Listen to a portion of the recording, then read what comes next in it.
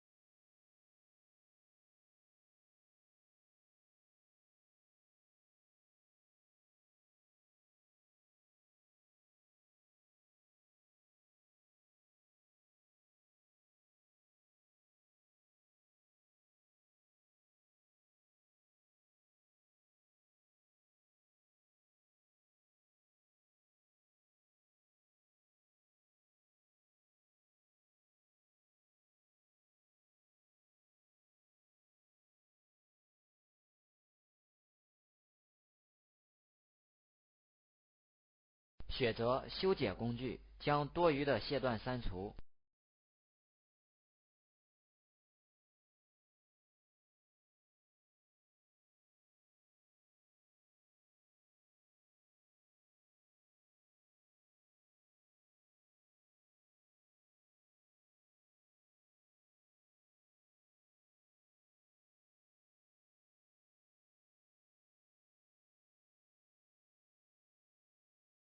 绘制带龙的龙槽。